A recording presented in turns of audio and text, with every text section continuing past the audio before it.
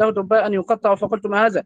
قال نكسر به طعاما. قال أبو عيسى وجابر هو جابر بن طارق، ويقال ابن أبي طارق وهو رجل من أصحاب رسول الله صلى الله عليه وسلم، ولا نعرفه له إلا هذا الحديث الواحد. وأبو خالد اسمه سعد قال حدثنا قتيبة بن سعيد عن مالك بن أنس عن إسحاق بن عبد الله بن أبي طلحة أنه سمع أنس بن مالك يقول إن خياطا دعا رسول الله صلى الله عليه وسلم لطعام صنعه. قال أنس فذهبت قال أنس فذهبت مع رسول الله صلى الله عليه وسلم إلى ذلك الطعام، فقرب إلى رسول الله صلى الله عليه وسلم خبزا من شعير ومرقا فيه دباء وقديد. قال أنس فرأيت النبي صلى الله عليه وسلم يتتبع الدباء حوالي القصعة، فلم أزل أحب الدباء من يومئذ. قال حدثنا أحمد بن إبراهيم الدورقي وسلمة بن شبيب ومحمود بن غيلان قالوا حدثنا أبو سمعة عن هشام بن عروة عن أبي عن عائشة قالت كان النبي صلى الله عليه وسلم يحب الحلواء والعسل. قال حدثنا الحسن بن محمد الزعفراني قال حدثنا الحجاج بن محمد قال ابن جريج أخبرني محمد بن يوسف أن عطاء بن يسير أخبره أن أم سلمة أخبرته أنها قربت إلى رسول الله صلى الله عليه وسلم جنبا مشويا فأكل منه ثم قام إلى الصلاة وما توضأ. قال حدثنا قتيبة قال حدثنا ابن لهيعة عن سليمان بن زياد عن عبد الله بن الحارث قال أكلنا مع رسول الله صلى الله عليه وسلم شيئا في المسجد. قال حدثنا محمود بن غيلان قال حدثنا وكيع قال حدثنا مسعر عن أبي صخرة جامع بن شداد عن المغيرة بن عبد الله عن المغيرة بن شعبة قال ضفت مع رسول الله صلى الله عليه وسلم ذات ليلة فأتي بجنب مشوي ثم أخذ الشفرة فجعل يحز فحز لي بها منه. قال فجاء بلال يؤذنه بالصلاة فألقى الشفرة فقال ما له تربت يداه. قال وكان شاربه قد وفى.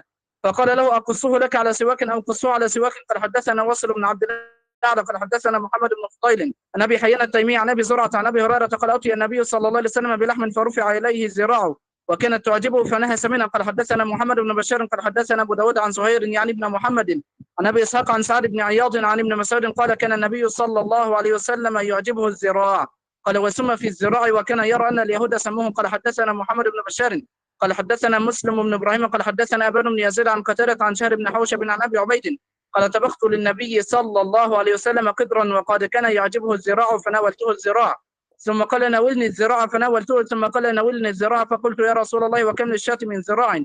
فقال والذي نفسي بيده لو سكت لناولتني الذراع ما دعوته. قال حدثنا الحسن بن محمد الزعفراني قال حدثنا يحيى بن عباد عن فليح بن سليمان قال حدثني رجل من بني عباد يقال له عبد الوهاب بن يحيى بن عباد عن عبد الله بن الزبير عن عائشة قالت ما كانت الذراع أحب اللحم إلى رسول الله صلى الله عليه وسلم ولكنه كان لا يجد اللحم إلا غبا وكان يعجل إليها لأنها أعجلها نضجا. قال حدثنا محمود بن غيلان قال حدثنا أبو أحمد قال حدثنا مسعر قال سمعت شيخا من فهم قال سمعت عبد الله بن جعفر يقول سمعت رسول الله صلى الله عليه وسلم يقول إن أطيب اللحم لحم الظهر. قال حدثنا سفيان بن وكين قال حدثنا زيد بن الخباب عن عبد الله بن المؤمل عن ابن أبي مليكة عن عائشة أن النبي صلى الله عليه وسلم قال نعم الإدام الخل. وقال حدثنا أبو قريب بن محمد بن العلاء قال حدثنا أبو بكر بن عياش عن ثابت أبي حمزة الثمالي عن الشعبي عن أم هانئ قالت دخل علي النبي صلى الله عليه وسلم فقال عندك شيء؟ فقلت لا إلا خبز يابس وخل. فقال هات ما أكثر بيت من أدم فيه خل. قال حدثنا محمد بن المثنى قال حدثنا محمد بن جعفر قال حدثنا شعبة عن عمرو بن مرة عن مرة الهمداني عن ابي موسى الأشعري عن النبي صلى الله عليه وسلم قال فضل عائشة على النساء كفضل الثريد على سائر الطعام. قال حدثنا علي بن حجر قال حدثنا إسماعيل بن جعفر قال حدثنا عبد الله بن عبد الرحمن بن معمر الأنصاري أبو طوالة أنه سمع أنس بن مالك يقول قال رسول الله صلى الله عليه وسلم فضل عائشة على النساء كفضل الثريد على سائر الطعام. قال حدثنا قتيبة بن سعيد قال حدثنا عبد العزيز بن محمد عن سهيل بن أبي صالح عن أبي هريرة أنه رأى رسول الله صلى الله عليه وسلم توضأ من أكل ثور أقت ثم رآه أكل من كتف شاة ثم صلى ولم يتوضأ. قال حدثنا ابن أبي عمر قال حدثنا سفيان بن عيينة عن واسل بن داود عن ابنه وهو بكر بن وائل عن الزهري عن أنس بن مالك قال أولم رسول الله صلى الله عليه وسلم على صفية بتمر وسويق. قال حدثنا الحسين بن محمد البصري قال حدثنا الفضيل بن سليمان قال حدثني فائد مولى عبيد الله بن علي بن أبي رافع مولى رسول الله صلى الله عليه وسلم قال حدثني عبيد الله بن علي عن جدته سلمى أن الحسن بن علي وابن عباس وابن جعفر أتوها فقالوا لها اصنعي لنا طعاما مما كان يعجب رسول الله صلى الله عليه وسلم ويحسن أكله. فقالت يا بني لا تشتهيه اليوم. قال بل اصنعيه لنا. قال فقامت فأخذت من شعير فطحنته ثم جعلته في قدر وصبت عليه شيئا من زيت ودقت الفلفل والتوابل فقربته إليهم فقالت هذا مما كان يعجب رسول الله صلى الله عليه وسلم ويحسن أكله. قال حدثنا محمود بن غيلان قال حدثنا أبو أحمد قال حدثنا سفيان عن الأسود بن قيس عن نبيح العنزي عن جابر بن عبد الله قال أتانا النبي صلى الله عليه وسلم في منزلنا فذبحنا له شاة فقال كأنهم علموا أن نحب اللحم وفي الحديث قصة. قال حدثنا ابن أبي عمر قال حدثنا سفيان قال حدثنا عبد الله بن محمد بن عقيل أنه سمع أنه سمع جابرا قال سفيان وحدثنا محمد بن المنكدر عن جابر قال خرج رسول الله صلى الله عليه وسلم وأنا معه فدخل على امرأة من الأنصار فذبحت له شاة فأكل منها وأتته بقناع من رطب فأكل منه ثم توضأ للظهر وصلى صلى الله عليه وسلم ثم انصرف فأتته بعلالة من علالة الشاة فأكل ثم صلى العصر ولم يتوضأ.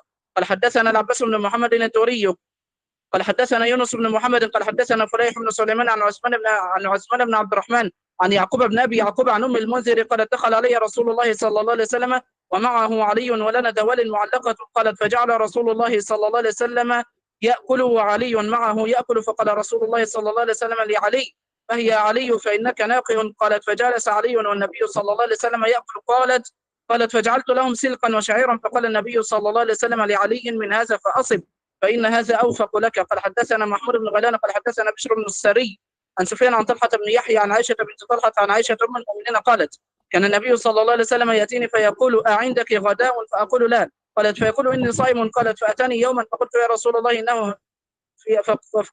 رسول الله إنه أهديت لنا هدية قال وما هي قلت حيث قال أما إني أصبحت صائما قال ثم أكل. قال حدثنا عبد الله بن عبد الرحمن قال حدثنا عمرو بن حفص بن غياث قال حدثنا أبي عن محمد بن أبي يحيى الأسلمي عن يزيد بن أبي أمية الأعور عن يوسف بن عبد الله بن سلام قال رأيت النبي صلى الله عليه وسلم أخذ كسرة من خبز الشعير فوضع عليها تمرة وقال هذه إدام هذه وأكل.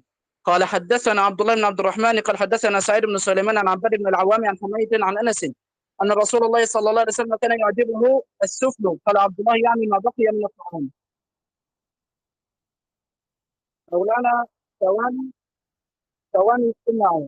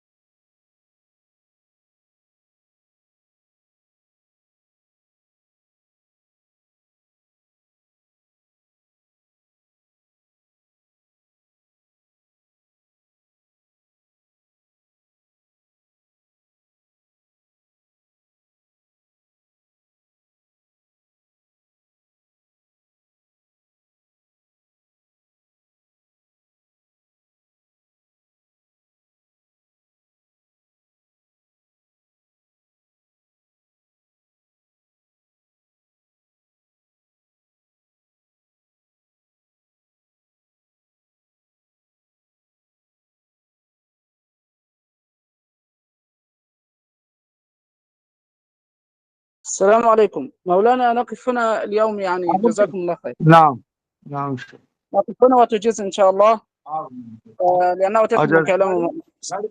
أجزت لكم إجازة خاصة عامة. جزاكم الله خير. نعم بسم الله. أنهينا الباب والحمد لله.